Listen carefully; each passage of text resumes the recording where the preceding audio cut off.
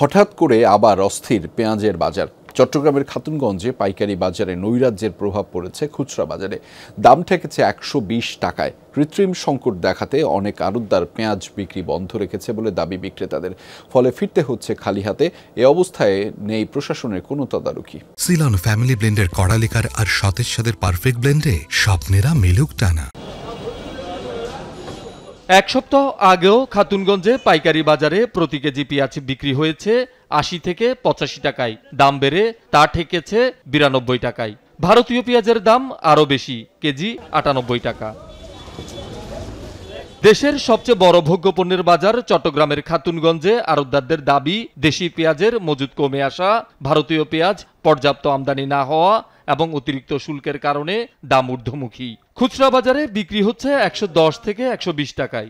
দেশি পেঁয়াজও কমে আসতেছে এবং পাশাপাশি যে ইন্ডিয়া পেঁয়াজের দাম বৃদ্ধি হওয়াতে শুল্ক যেটা ৫০% শুল্ক বসেছিল ওটা পেঁয়াজের উপর পাওয়ার কারণে পেঁয়াজের দাম বৃদ্ধি। গড়পতি দেখেন পেঁয়াজ ভরা কিন্তু কাস্টমার নাই, ক্রেতা শূন্য, মার্কেটে বেচা বিক্রি খুবই কম। ইন্ডিয়া যখন পড়তে বেশি তাহলে আমরা এখান থেকে আস্তে আস্তে বাড়াই দিই, গৃহস্থ যেমন বাড়াই দেয়, মোকামে বাড়ে, মোকামে বাড়লে এখানেও ওই জিনিসটা প্রভাব পড়ে।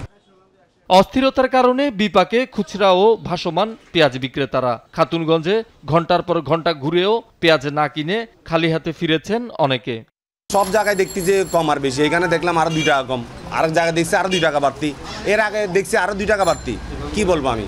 হ্যাঁ, এখন তো আমাকে তো ব্যবসা করতে হবে, ২ টাকা কম আর বেশি হলে আমাকে নিতে হবে। ওনারা তো মানে ফার্টির মাল, ওরা ফার্টি যেরকম রেট দেয় ওরা এরকমই বেচতেছে, ওরা তো ফার্টির বাইরে বেচতে পারতেছে না মাল। ৪-৫ ঘন্টা করতে আছি, ৯৭, ৯৮, ১০০ এরকম দাম চলতে আছে। মালের রেট বাড়তে কিনতে পারে নাই, যে রেটে মাল রেট এই রেটে কিনে বেচা যাবে না। অন্য সময় ভ্যান গাড়ি দিয়ে ৪ বস্তা পেঁয়াজ বিক্রি করতে পারতাম, এখন ২ বস্তা পেঁয়াজ নিলে ৩ দিন লাগে বিক্রি করতে, কারণ মানুষ একদম কষ্টের মাঝে পড়ে গেছে, ভোগান্তির ভিতরে। দাম বেশি তো, নাগল বেচতে হইব, নহলে নিষ্কা চালাইতে হইব, এই সারা আর অবস্থা কি, নহলে তেলা গাড়ি চলতে হইব। না না, পেঁয়াজ কেন বেলবো বলেন? পেঁয়াজ আর কীভাবে ৯৫ টাকা, ধরুন ১০০ টাকাও চলে, এখন ১০০ টাকা করে মাল কিনে রোডে কত বিক্রি করবো? ওই জন্য পেঁয়াজ আর হবে না, নারকেল কিনবো যারে। কিছুদিন পরপর পেঁয়াজের বাজারে নৈরাজ্যের জন্য তদারকি ঘাটতি এবং সিন্ডিকেটের কারসাজিকে দুষছেন ভোক্তারা।